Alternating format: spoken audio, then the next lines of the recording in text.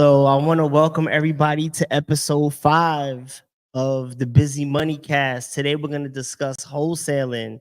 And before I bring on my guests and introduce them, we got to pay some bills. So first off, want to give a shout out to go make sure you get the book Fear. Version 2 is in stores now. Every penny from this book goes to the Mary Kemp Foundation. The book is there to help give information and some funny stories, but the proceeds goes to the Mary Kemp Foundation. We're giving out money basically globally at this point, but with a focus in Central Texas, especially in Killeen. So today, I also got my Howard's blend. I brought it with me. I ain't gonna talk too much about it. Yeah. I'm not that guy. I ain't the guy that's gonna talk too much about it. But yeah. If we drinking something on the show, it's gonna be Howard's Blend for sure. So Shout out Howard's Blend, get that plant-based protein. Check out that pre-workout, no headaches, no nothing. The protein, there's no gas, no side effects. It's plant-based. Also want to shout out my man Clarity. I can't wait for this trip. We're gonna be out in Belize. He's building big projects out in Belize. Shout out to my man Clarity. And last but not least, our favorite, right? The Friendship Inn. The good folks at the Friendship Inn. That's right. Let's get it. So shout out to the Friendship Inn. They're one of our sponsors. They take care of the snacks and everything for people that's in the crowd or whatnot. And I think it's time to jump right into the show. So I want to welcome my brothers, two of my guys, Mykael, Jerry Pearson. Welcome to the show, everybody. Yes, sir. Appreciate you for having me. Thank you for having us. Appreciate y'all. And we got sound effects now. So check Let's this go. out. That just happened. Let's go. Shout out to DJ Such a Lady. Hey, you fancy, huh? Every show we try to do something new. Every show we try to do something new. I love it. So today we're going to talk about a bunch of conversations. If y'all was on social media, you might have saw that we just watched DJ Envy drop his, I don't even know, like, is it a confession? He definitely should have listened to Charlemagne about his lawyer not saying anything. Definitely should have listened. Right. Yeah, you're kind of in the middle of a multi-million-dollar lawsuit. I mean, that's why we pay our attorneys, to give us sound advice. And, that's what you pay them for. Yeah, we're definitely going to get back into that. And I think you two brothers being here first. So that's why I said we got a lot to talk about. So just a quick synopsis, because if you join us later, you tune in or whatever.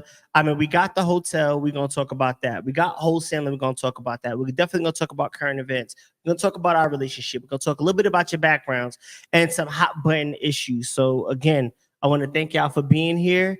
And let's just jump right into it.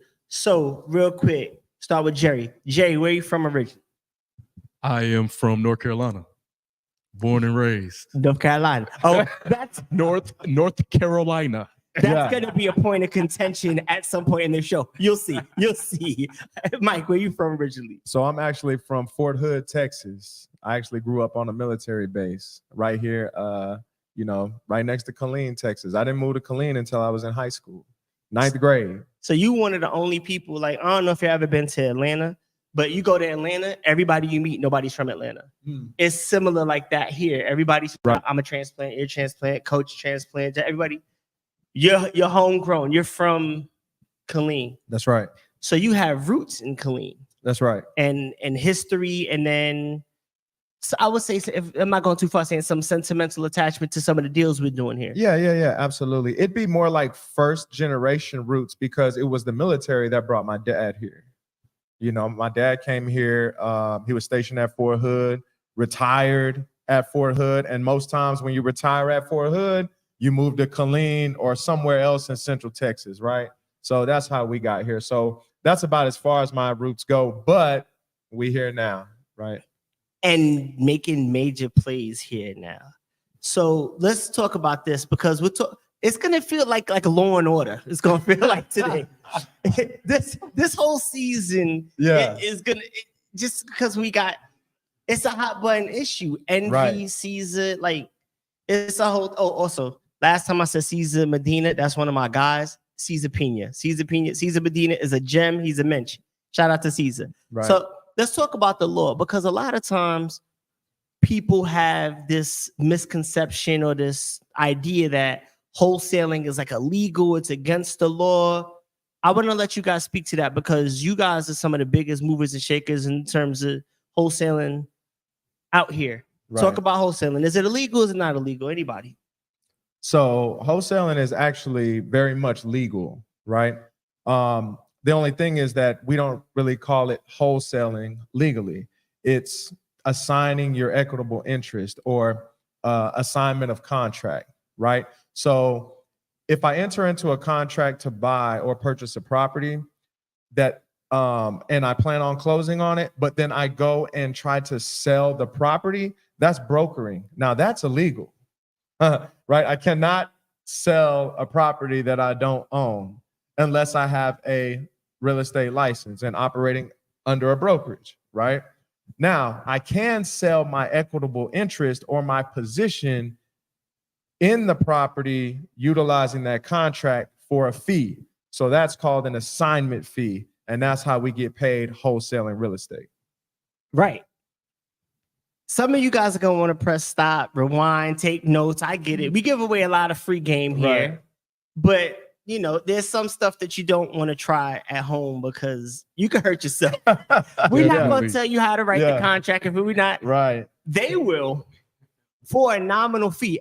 Y'all got a class coming up, a seminar. Yes, sir. We got a class coming up, a 3-day course where we go over the contract to the closing table on how to do a wholesale deal.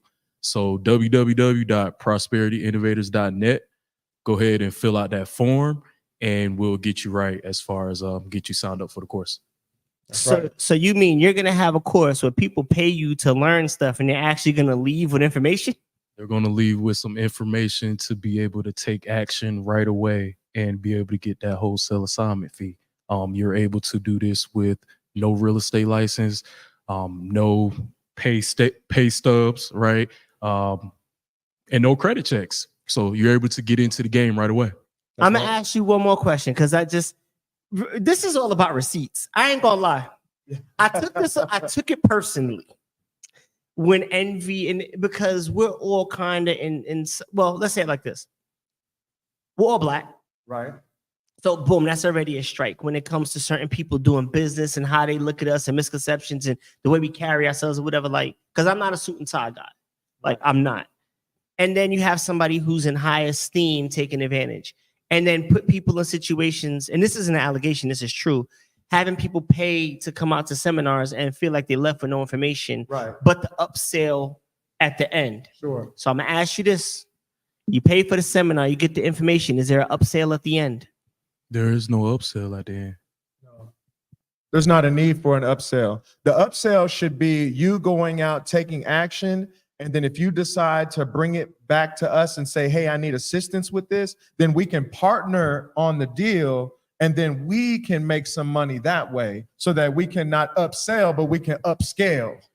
The crazy thing is, like, the crazy thing is when it comes to this business, there's literally no cap. So let's say you take the information that we get from you and you make $100,000 assignment fee. I mean, there's no cap to the money you can make in this business. Right. That's what makes it so beautiful. I was gonna ask you, did you want to see a receipt? But it's all good. No. We're leading up to that. Receipt? Hold on, are we gonna show them the receipt too, or am I just gonna show you the receipt? No, let's show the world. Why? So can I build it up and then y'all talk through it? Can I build it up? Okay, for sure. This was like what, 45 minutes ago? Right. Live. This happened. Nova, run a clip. Check this out. Right. That's it right there.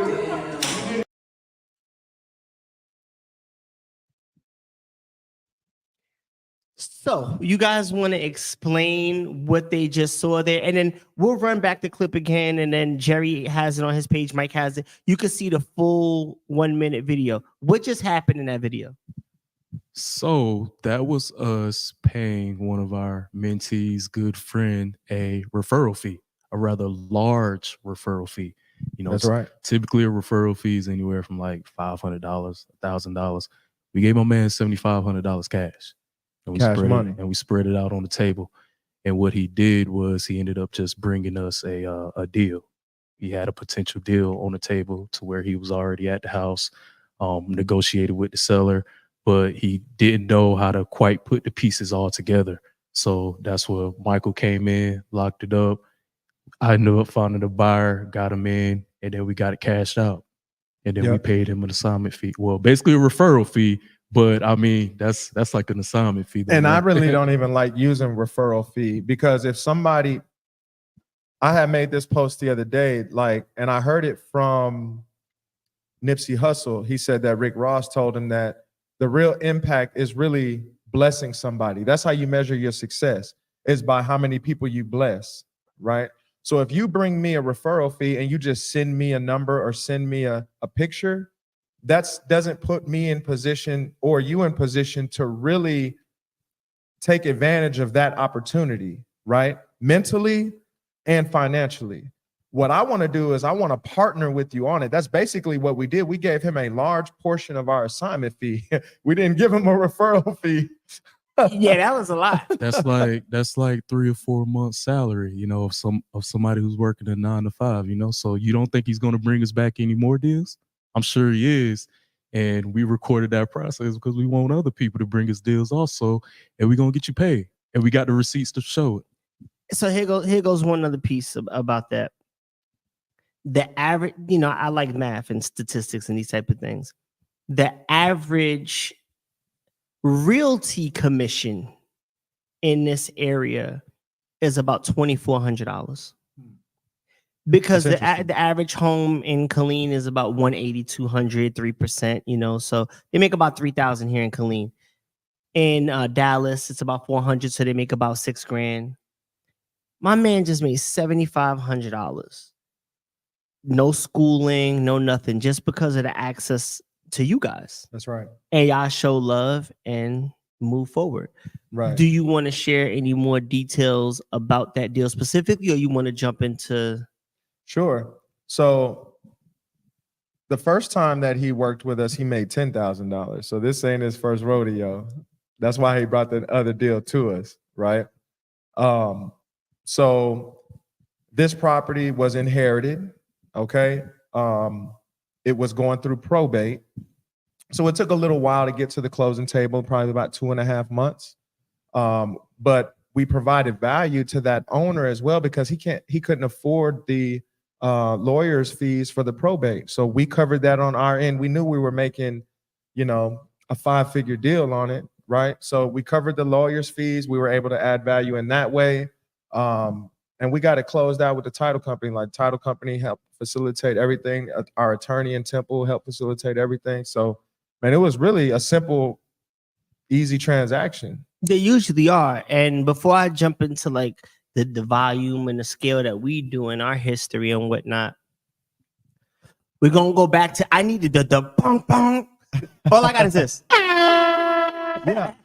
Which is close enough to an alert, right? Yeah, yeah. So there's a question, and I think you spoke to it a bit, but I was gonna say something else, but Jerry's here. He's very petty. If I was gonna say what I was gonna say, the show, it's a whole, we have an AO button on here. I was gonna drop that. We got the pause button. Right. I have it. Oh, you do? We have a pause button. Oh, snap. So, right. So anyway, so what happens is there's a question of morality. Well, you guys are taking advantage of people. You're lowballing people. I get that too. But you make money as a flipper. You're throwing money at people. Speak to that. You know, like, because I don't feel like what we're doing is wrong or immoral, or like we're like leeching off of people or scavenging for people. Speak to that. Like you said, this gentleman, you helped, but add on to that. So, you know, over the past 3 years, Mykael and I have been working together. We've solved over 200 problems, right? So, you know, these are problems where, you know, somebody inherited a house and they are 5 years behind on taxes. This is something where maybe a sibling ran off and nobody has seen them for the past 20 years and they're ready to sell the house. This is, you know, grandma 5 years behind on taxes and the house is trash and the house looks like 1965 on the inside, and no realtor is looking to put that on the MLS. You know, we're solving problems out here. We're solving problems on the seller side, as far as they have a huge problem with selling that house. And then we're helping out our buyers on our buyer side by giving them another property to flip, you know, because that's how they feed their families. So 100. we're getting rewarded for that. We're taking that difference in the middle, and everybody's happy. So literally everybody depends on a wholesaler to get paid on the transaction, all the way from the seller to your cash buyer, to your title company, to your lenders. Everybody depends on us to bring it home to the closing table. That's a fact. So I want to add on to that as well. Mykael and Jerry, or Home Team Cash Offer. Let's get the company name out there, right? Home Team Cash Offer. Right. Home Team. Right. They get a deal, right? Yeah. Yeah, they get a check. Maybe somebody else gets a referral. Right. Now, let's say myself as an investor, I don't get my money until the end of the deal. Right. But who makes money after y'all pass the rock this way? My contractors. That's right. My vendors, the people who clean the homes. Shout out to JC Vet Wash, the trash removal, the title company, like you said. That's right. There's realtors, brokers, Trek. My investors who give us money because we find these deals. I mean, there might be 15 to 20 people, the foundation people, the roofer, the plumber, the electrician, like the people we buy the appliances from, the people we buy the materials from. There are so many people that eat off of this, and people don't understand that economy. I'm going to say my opinion. Y'all can add on or we can move forward. My opinion is because I think most people are corny. And I'm going to say that. Now, if you like, well, I'm not corny, well, then you're not most people. But you go into a room, there's two ways that people look at deals. Mm-hmm. Right. And there's a right way and a wrong way, in my opinion. That young brother that just came in here and got $7,500, I believe, based on his interaction, I mean, I was here, he was happy with making $7,500. Right. Some people are worried about how much you're making, as opposed to how much they're making. So they won't even make the opportunity to make the $7,500. That's right. Because they're worried about how much you're making, how much I'm making, how much he's making, how much he's making. We call them haters. 100. Let me ask you this.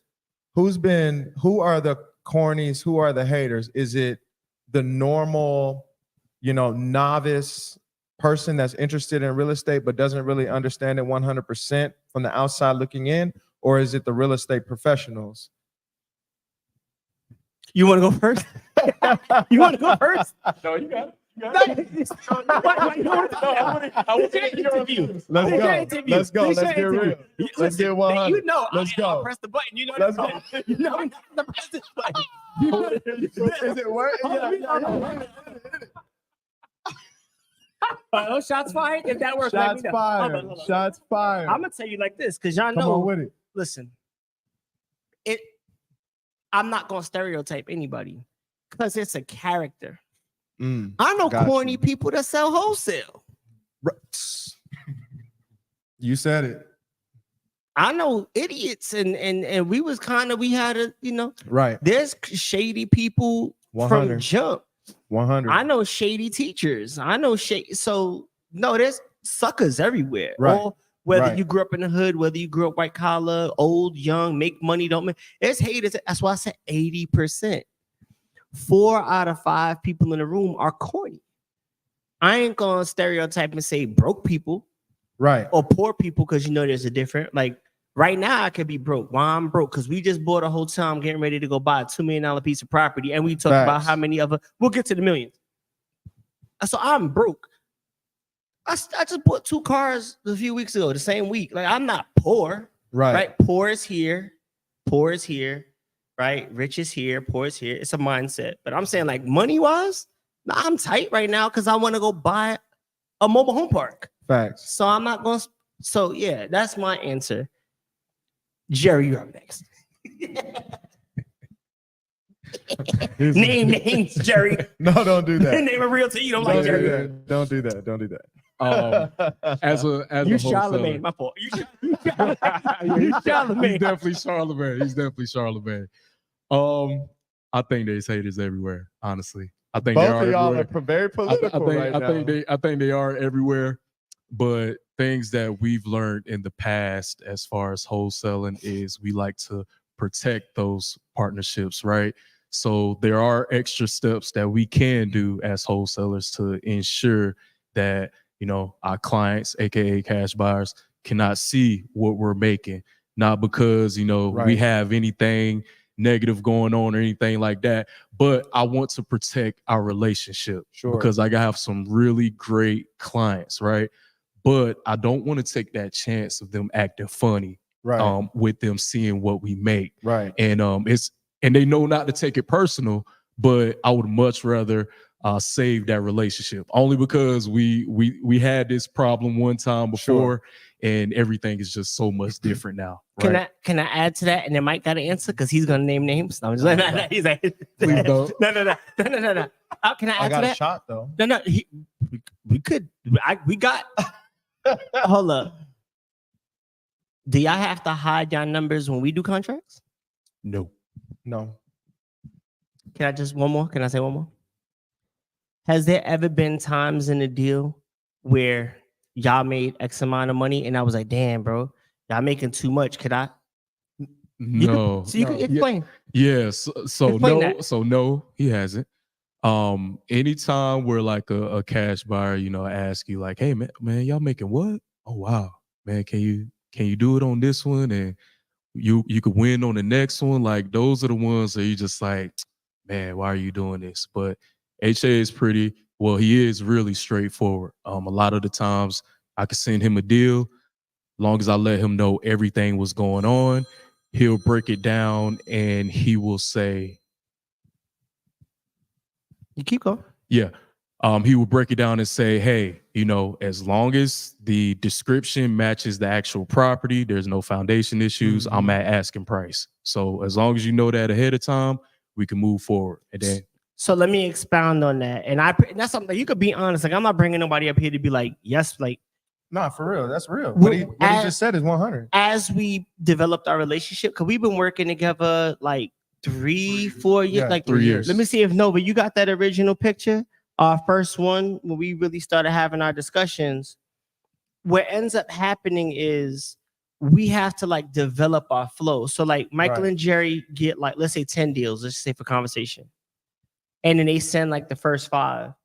And then I'm like, well, this don't work for me because Right. that don't work for me because. So we explain what's going on, and then that way they don't send me deals.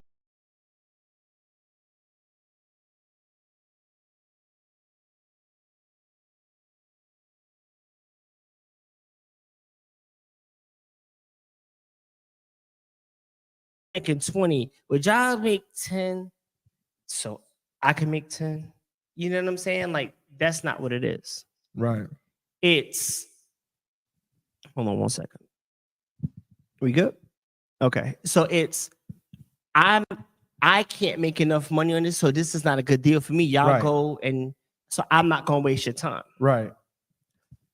And one thing about it is that we never we're not in the business of consistently making more than the investor or the end buyer. That doesn't make sense for us, right? Because we want to create a business relationship.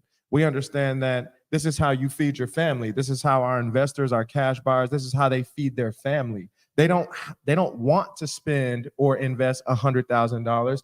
They need to, right? And we need to make sure that we get them the sweetest deal possible, right? So if that means us taking $5,000 less to make it work, it's no arguing. But we also run our numbers correctly, so we're able to offer a premium product to whoever it is that we're dealing with. And 9 times out of 10, it's going to be someone like our VIP buyers, like you, like several other people that we work with that we know are consistently doing this business on a daily basis. We're more than just business associates. We are business partners. We're friends. You know, And that's what we want to do. We want to provide a premium product at all times. And, right? and just doing things like that, maybe the numbers don't quite work. I'm like, hey, maybe I could give it to you on the back end, or maybe we could partner up on deals and things. Yo, but you're gonna do what? You're gonna do what you said? In certain times. In certain times, yeah. We gotta be ready. No, you're not. No, you're not. You didn't hear what he said. You're wild. Yeah, I'm fine. Go ahead, bro. So it's just whenever we've created that win-win solutions for our cash buyer, just great things have come from that beyond an assignment fee. Let's talk about private money, man. The private money, beautiful thing, man.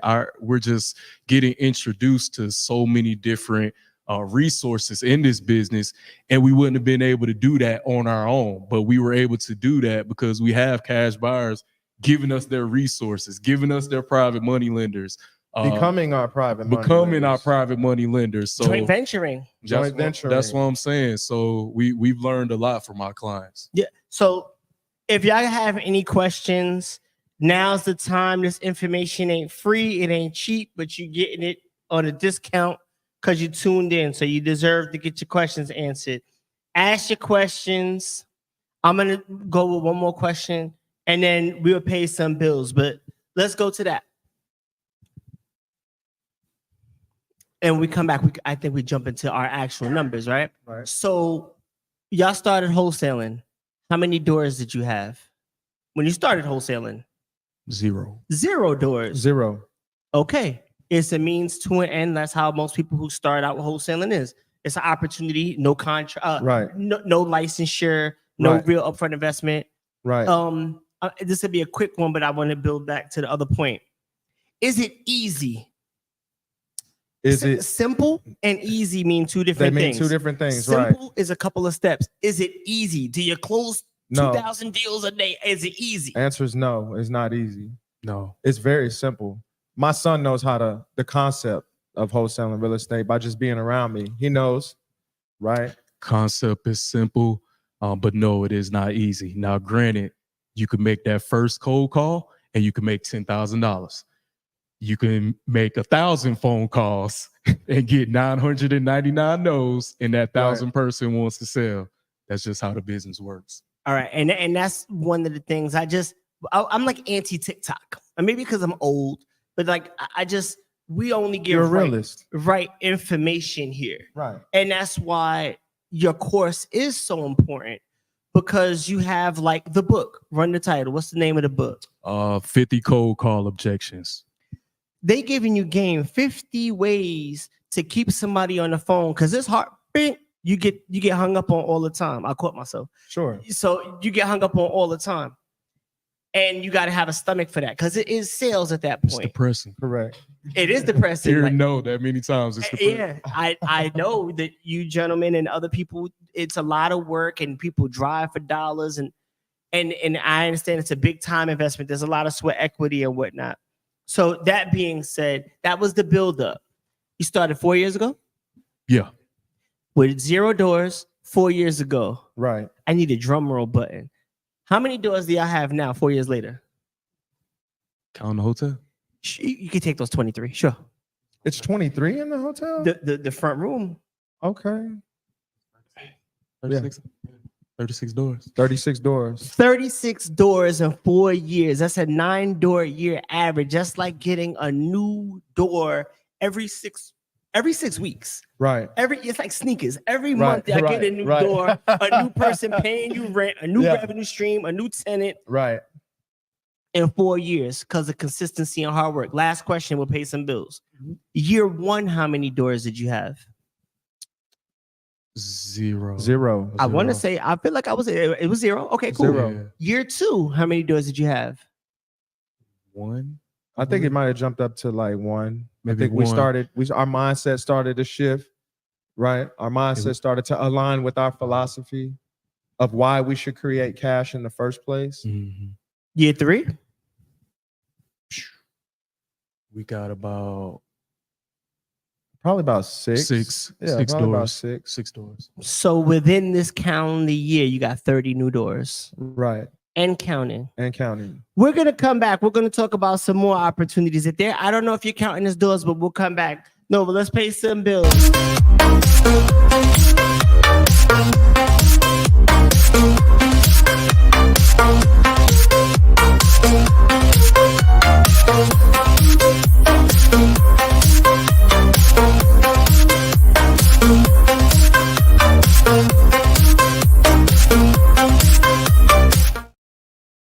All right, y'all, we back. So let's I love it. Right? Yeah, you Yeah, I behind love the it, scenes is man. crazy.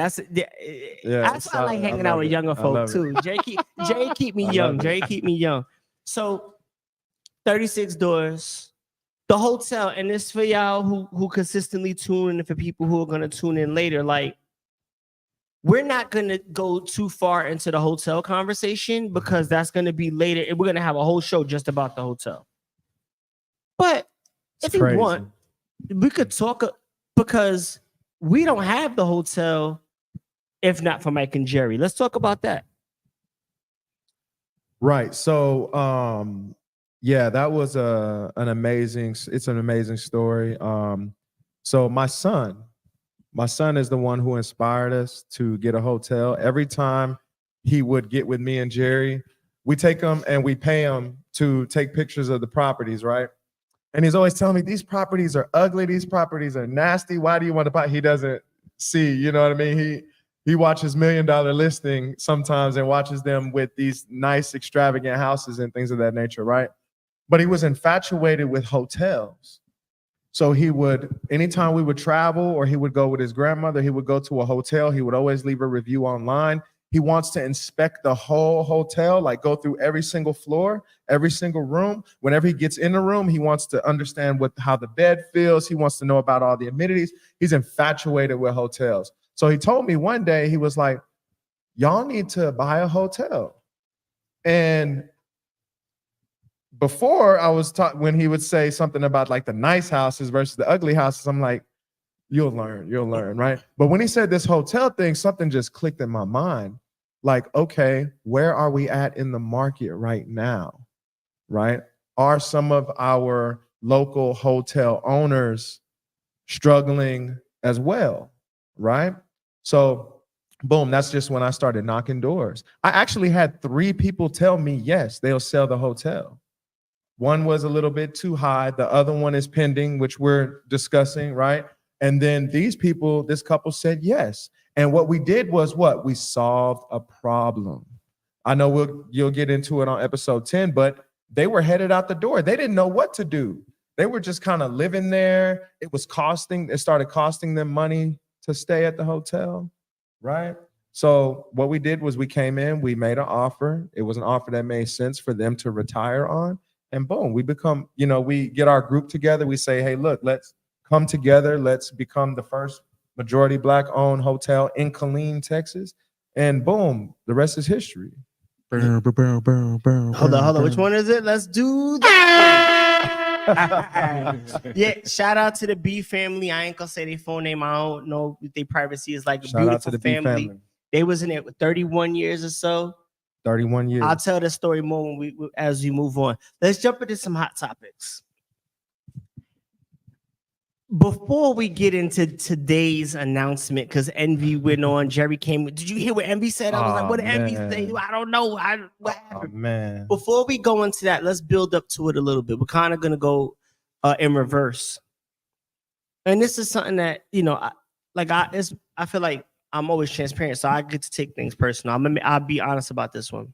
So the other day, I was talking to somebody. If she sees this, she know who she is. And she was talking about possibly us working together. The call really didn't go well. And one of the first things she said was, so what I do is I help D-boys get money in real estate. And I said, wait a minute. You teach drug dealers how to clean their money in real estate, and you want me to teach you and them how to? I don't think that's gonna work, right?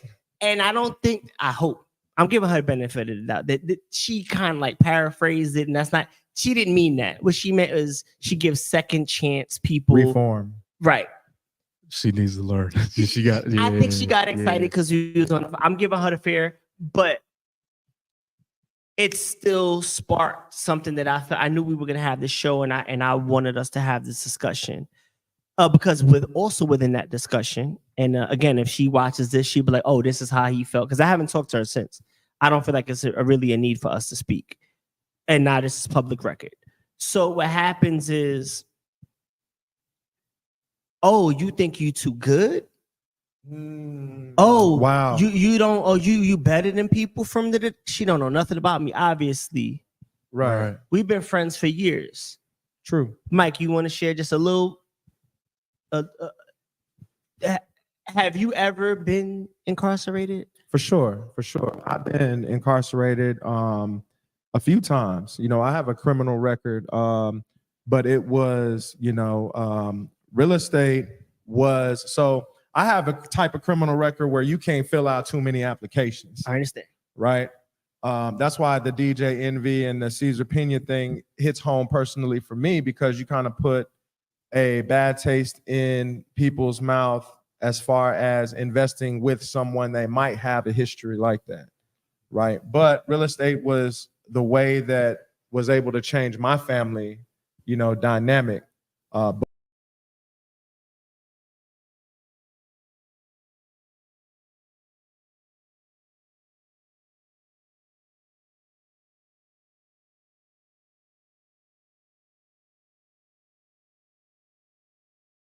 Back on the screen.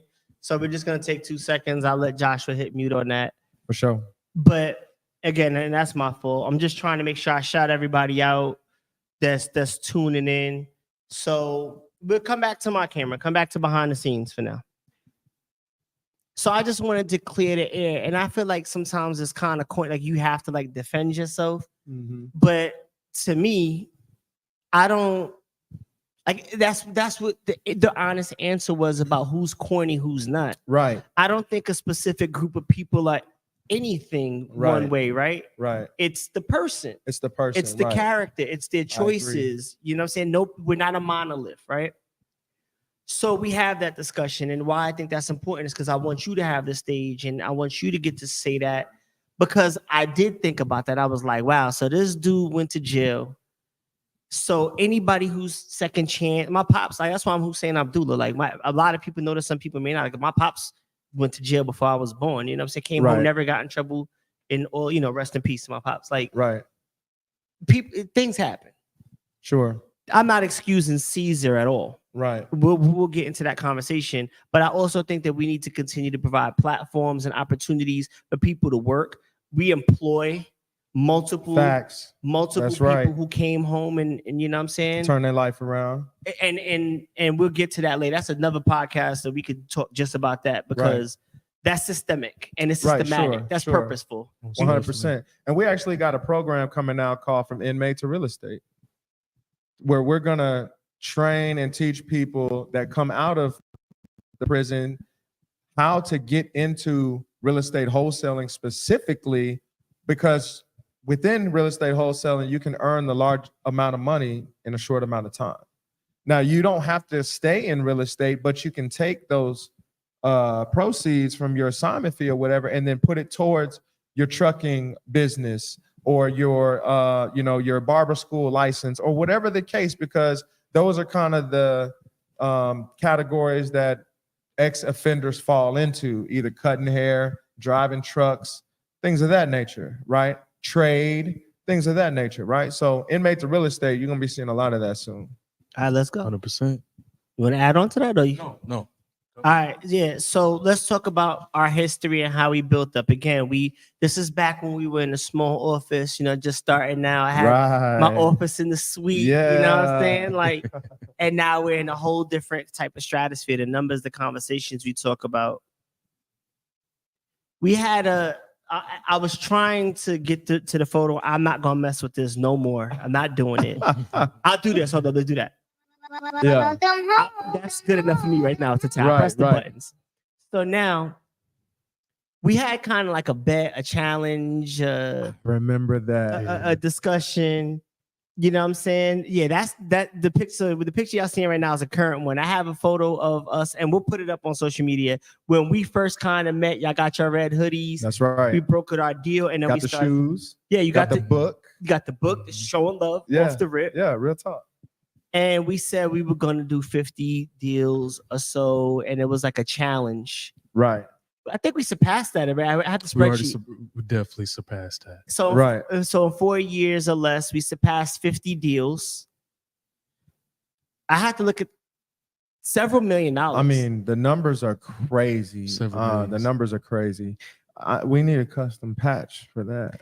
Yeah, we'll have custom sweater. I know. There was a shirt I had. Jerry was like, "Yeah, I like that shirt." I was like, "Bro, I'm gonna give it next time. I'm gonna make it to just be. We'll do something custom for that." Facts for sure. I dig it. Y'all want to speak on it? Because like, you see, when I say it, it's like it seemed like but y'all are co-sign. How many open joint ventures do we have right now? Let's see. 7. Yeah, 7. 7 we got 7 joint ventures right now that are flipping, because we could count the hotel, but that's 8. Man. But we'll keep it to the flips. I know what you mean. Keep it to the flips, right? 7 flips. 2 single families, 5 duplexes. Correct. Just that alone, you guys do the math on that. You count amongst yourselves. Don't worry about that. Right? Right. And I mean, if you want, you can speak a little bit to those deals, this, that, and the third. One to me is a nuisance. We'll peep this. It's been a nuisance, but I think we've been keeping it cordial, and we're always coming up with different strategies in order for it to not be a nuisance anymore and get rid of it quickly. And I think that's just really testing the partnership. Because think about all of the people who have partnerships like that, and it goes south, and then now all of a sudden this person is this and this person is that. I'm not putting in any more money. You like, everything has just been like super cordial with us. We come to the table. We're like, hey, this is what we need to do. This is a potential solution, and we're just trying to make it happen. Let me say this, and this speaks to your character. Real talk.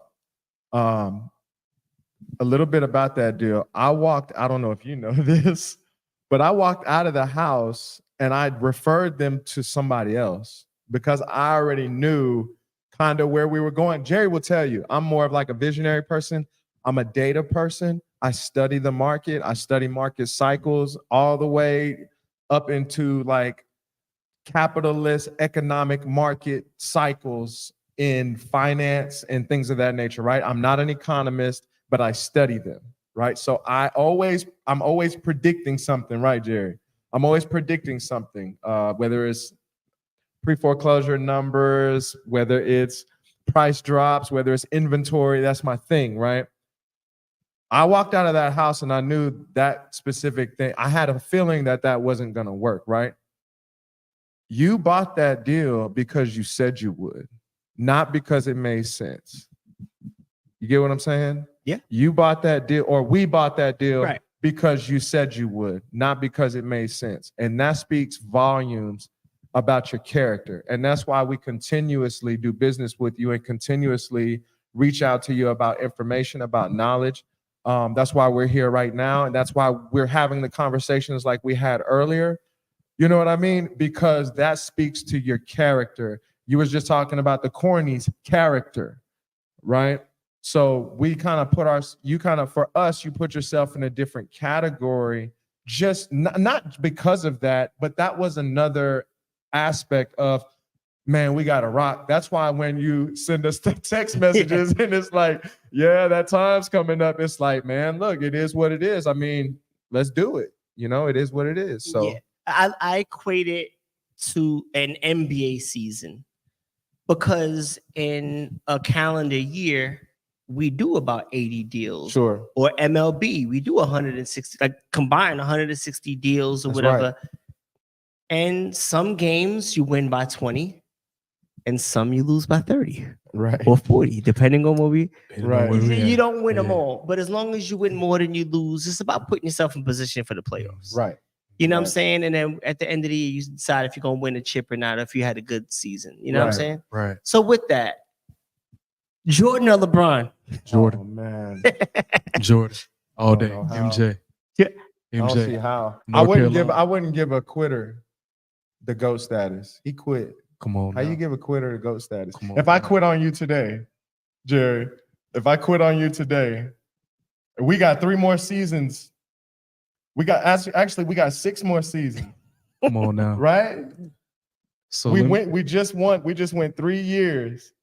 We got the chip year 1, year 2, year 3, and then I quit. So let me tell you what. Let me But tell I'm you the the GOAT. reason why. Bron grew up wanting to be like Myke. Everybody in the league did. Mhm. So instead of waiting for my man MJ to pass away and then they retire the number 23 league-wide, just go ahead and give him his flowers right now while he living. Retire 23 throughout the entire league because everybody wanted to be like Myke. So let me ask you a question. Just because I wanted to be like my big brother when I was younger. Mm-hmm. So if we decided that, let's just say, I don't know, we pick a topic Mm-hmm. and I exceed him in that area, Mm-hmm. I'm not better than him because he inspired me. Nah, MJ. That's a Michael Jordan argument. Those arguments they have don't make no sense. But okay, I'll let you finish. So my boy got that killer instinct, man. They Yeah, always here, go here, to here. the Let me killer fix this. Let me fix this. They always Let me go to fix the this. killer instinct. Let me fix this. Let me fix He has this. a killer He's Michael Jordan's cousin in real life. We're not supposed Let to me say put that. that but out it's there. yeah, and I'm gonna yeah. just put it out there. He's So- look so like he has stop- a relationship. Let me stop all the. He the- has receipts. He does. He has receipts. Yeah. Let He me has just receipts. stop everything. And let me break the news to everybody. has This is receipts. breaking news. He has receipts. right. He This has is breaking receipts. news. And you heard he's straight from North Carolina. He has receipts. He's from North We're Carolina. not Put 2 and 2 together. we have this conversation every time Dang, we're I'll put riding. I ain't gonna mess- put you out there about Yeah, nothing we else. though. always. We have to throw that in there. Got This him. season, Don't clip that up though. no. Do not Oh, clip no, I'm that up. That was his argument, and then that was the comeback. All right, so we'll move on from that. Let's jump back into DJ Envy and Cesar. Right. Because we kind of tap danced a little bit around. So the ethics piece, was Cesar trustworthy? He was and earlier, and I want to run this back too. Like, did Envy know? Ooh. That's the question. I think he saw signs of it, you know.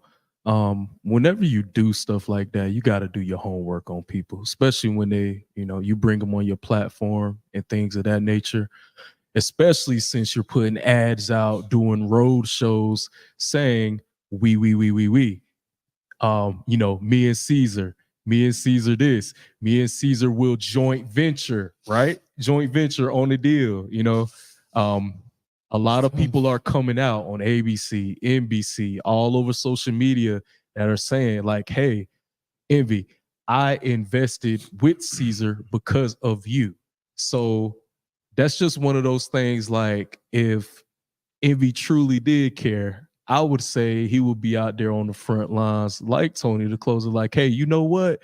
I did bring him out to my audience. I got scammed too. So let's go out here on the front lines and let's work on getting y'all money back. I mean, maybe he knew about it, maybe not, but it's kind of hard, man, when you just got all those ads out there saying like, we, and then you're just saying like, hey, that's all Cesar now, but they got all the receipts. I'm gonna give a hot take. I don't think he knew. I don't think he knew to that level. I don't think he knew. I think he values his platform. I think that's why he spoke out today, because he's afraid. He's afraid. He's very nervous that he's going to lose his credibility and he's going to lose his platform, right? I don't think he knew. I even don't think that Cesar Piña's initial, I don't know 100%, but I don't think his initial idea was, hey, I'm going to scam all these people. I think whenever you get that type of light shown on you, or whenever you have that big of a platform and that much responsibility, the quality of your character is going to be put to test, right? And I think that was just a situation where he really didn't know how to take $1 million, $2 million, $3 million and utilize it as a tool, and then be able to create a team around him to be able to facilitate everything that he was saying. And then once you get in that position, if you have that in you, that character flaw in you, then it's going to get triggered. And what's going to happen is that you're going to lie. You're going to see, okay, this is easy money. I can utilize this money for my own benefit. I don't have any responsibility, other than ethically to pay these people back, right? And I'm going to take, and then I'm going to take, and then I'm going to take, and then I'm going to take. And now it's just become a cancer, and you're just continuously revolving in the wrong direction, and it just becomes a major problem at that point. It becomes who you are. I mean, it just makes you more of who you are. I think he just simply bit off more than he can chew, to the point where you're taking investors' money and no house was flipped. You're taking 2 to 3 people, investors' money on a house that's not, some of those cases, the houses where it wasn't even his, So it's wild.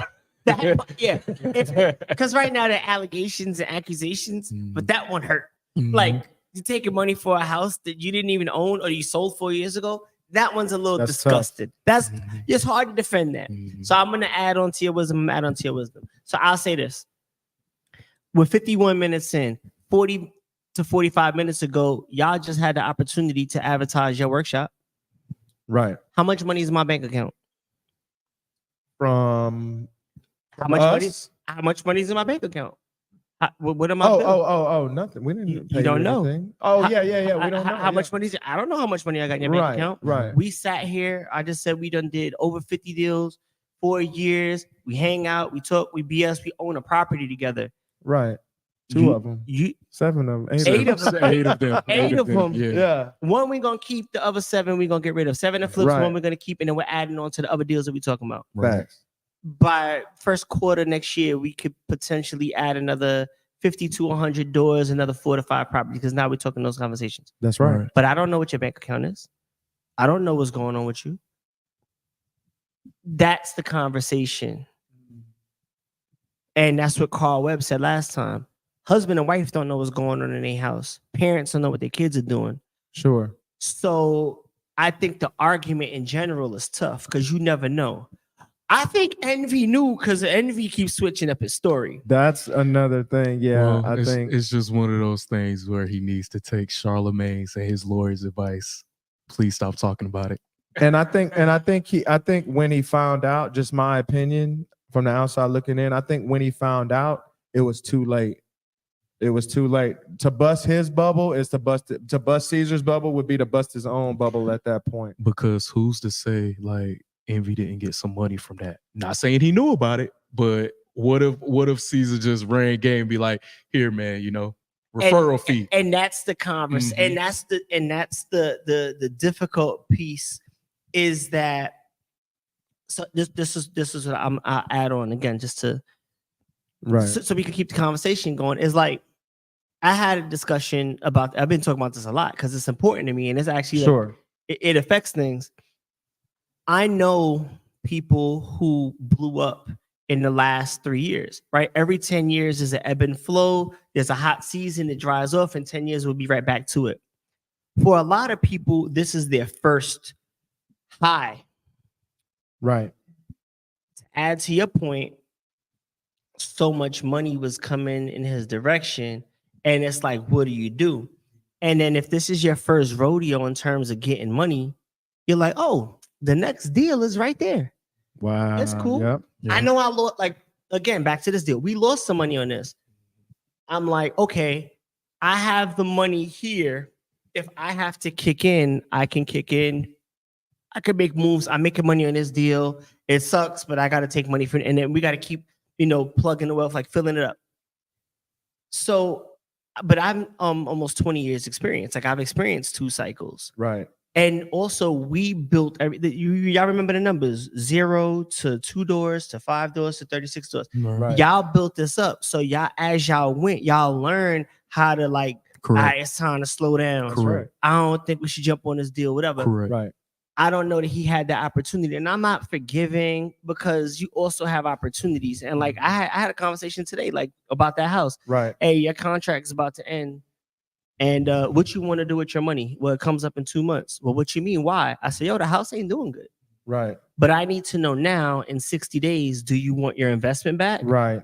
Because then when the next deal closes, I got to start moving that money over. Like I can't invest in the next deal because I got to have their money. Right.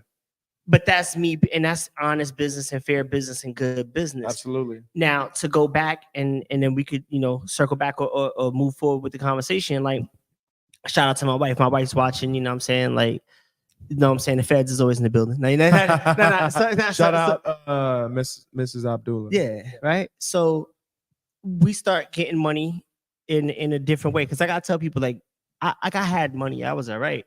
But like this is all part of this boom. Right. So we looking at houses and I'm like, nah. And she's like, nah. And I'm like looking at cars, she's like, nah. And I'm like, nah. Right. Because we didn't know when it was gonna stop.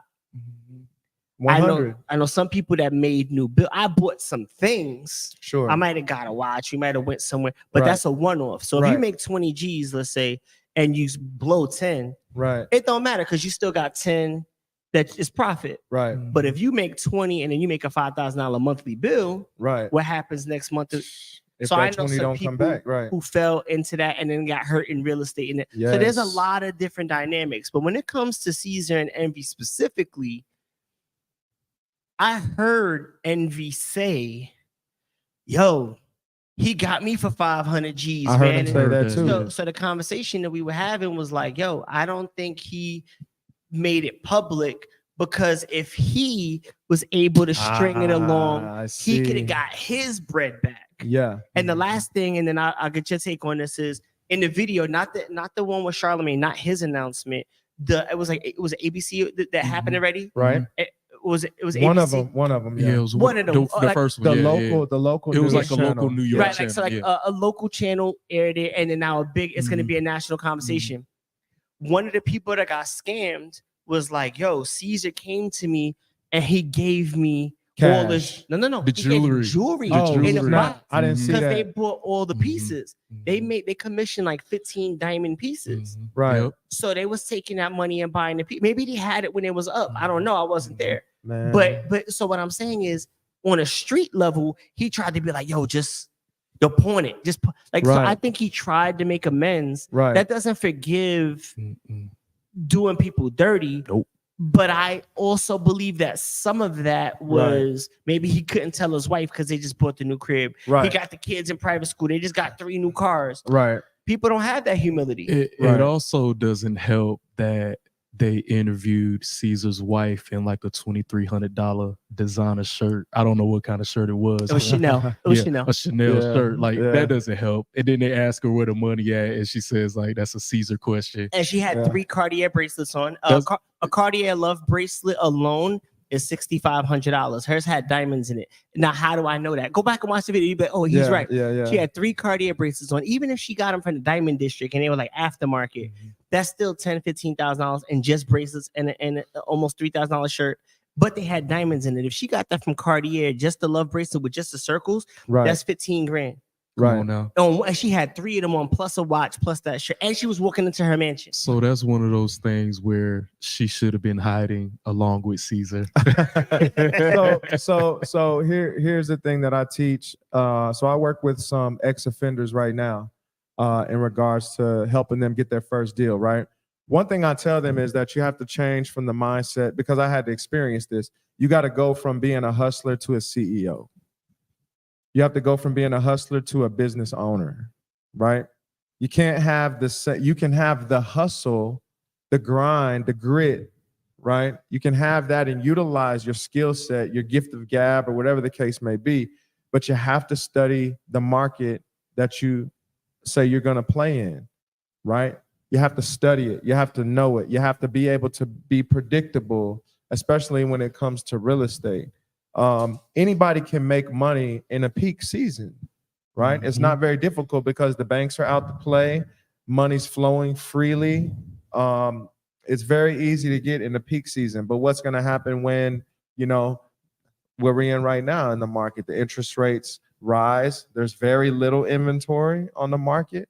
In our specific market, house prices are cooling off somewhat, but what are you going to do?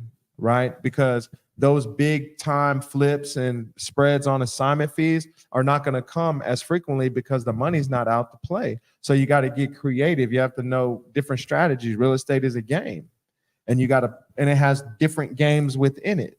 And I don't think that they understood that aspect of it. I think they took the hustle and they stood on that. And then when it couldn't hustle anymore, they started hustling for real. Yeah, it took a turn. Yeah. So do y'all want to add anything else? I think. No. Man, listen to your attorney. I worked with an attorney for 5 years. That'll tell you, I'm an ex-felon and I worked in a law firm for 5 years. All right. Not many ex-felons could say that. I worked in a law firm for 5 years.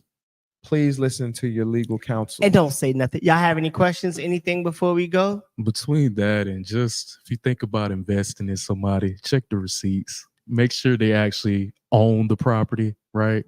Check some HUD statements, proof of funds. Ask them to show you their I'm account. glad you touched on that. Yeah, that's extremely important because I think we should touch on that also. A lot of people was just sending him money with no type of protection in place, not utilizing a title company. Some of that stuff he was just sending a contract through a cell phone, we have to know how to do our due diligence whenever we put our money into investing these properties. When somebody says, trust me, I'm using this money, I can get you a 30% return in 5 months. In 5 months, that's kind of hard to believe. So just have them show you the receipts. I agree. And one last thing to add on to that is, I've been in court so many times. He says a joke kind of that you're not in business until you've been sued. Right. My first property, I ended up in court 18, 17 years ago. So I've been in court consistently. Right. From one thing to the next. And that's part of business. But see, if you don't know that and this guy's been sued, he must be a criminal. You got to understand that comes with the game. Sure. Right. Anybody's allowed to sue you. That don't mean I don't lose in court. Correct. I win in court. I sue people sometimes. You know what I'm saying? You got to know the game. But this is for investors. Whether you're going to invest with me, I think y'all should take the course. You know what I'm saying? Whether you're going to invest in yourself, don't spend money. Don't invest money that you cannot afford to lose. Say that again, please. Well, you need to repeat this. Say hit it. Which one? Just a gem. Please listen. That's money in the bank. That's if you can't afford to lose it, don't take the risk because nothing is 100%, right? Except for death and taxes. 100%. So just because some of these people are gonna win in court, and your boy might have spent all that money. Sure. And they're gonna have a paper that says it's like an IOU, and they're never gonna get that money back, especially if he files bankruptcy. But then there's something else where if he actively was creating or was continuing a fraud knowingly, then he can't bail out by going through bankruptcy. But I'm just making a point. You got 100 G's. Take 20, 30, 40. Don't put 100 if it's going to affect your lifestyle. Because even when you win in court, we was talking about that earlier. I got somebody I sued for $4,000 3 years ago. I'm not in a rush. It's only $4,000. But we'll get that money back. He might die. I might never get that 4 G's. It's just that could have been 40. It could have been 400. But it's only 4, so I'm not really tripping. But I appreciate y'all for being here. They will be back in 5 weeks. Yes, sir. We're gonna talk. We're really gonna have hotel conversations. Yeah, it's a different level. I already know. I can see it right now. Yeah, I'm proud of y'all. I can see it right now. You know what I'm saying? You know what I'm saying? We own that. Right. And how did they get in contact with you? IG J._J.Pearson Pearson. Facebook Jerry J Pearson. TikTok, Real Estate Jerry. We're always dropping content, wholesaling tips, and just the day in the life stuff about what we go through daily. Myke, how they reach out to you? 100%. So it's Mykael Lane, MYKAEL Lane on Facebook, Meta_Myke on Instagram. That's Meta_MYKE. And then hit my messenger. I always have people in my messenger asking me questions. I never really charge anybody. As far as for just, hey, can you take a look at this contract for me real quick? I'll tell them no. Because I don't want you pointing the finger at me. But if like, I love when y'all send me properties, deals, even things on Facebook. I love analyzing stuff, helping people analyze stuff, just number wise and stuff like that. I love doing that stuff. So if you got something under contract, send it to us. If you're looking at something, driving for dollars, you want to know what the next step that you should do, reach out to us. We'll get y'all that link for the course shortly. The course is basically a giveaway. The only reason why we're really charging people for the course is because we want to exchange energy with you. Because if we do it for free, you're not going to do nothing with it. I agree with that. You know what I mean? So we want to exchange some form of energy with you. That way you take what we're saying seriously, put it to action. That little upfront free is nothing. Everything that we tell you is going to change your life because it changed ours. 100%. So www.prosperityinnovators.net to join the waitlist. Prosperityinnovators.net. You get out what you put in. Don't sign up for the course, pay the money, and don't do nothing. It's not a magic pill. Not a magic pill. We not babysitting. We putting the game out there. 3 days of live training. So that's right. The hustle is sold separately. That's right. Peace. Peace out. Yeah, for sure.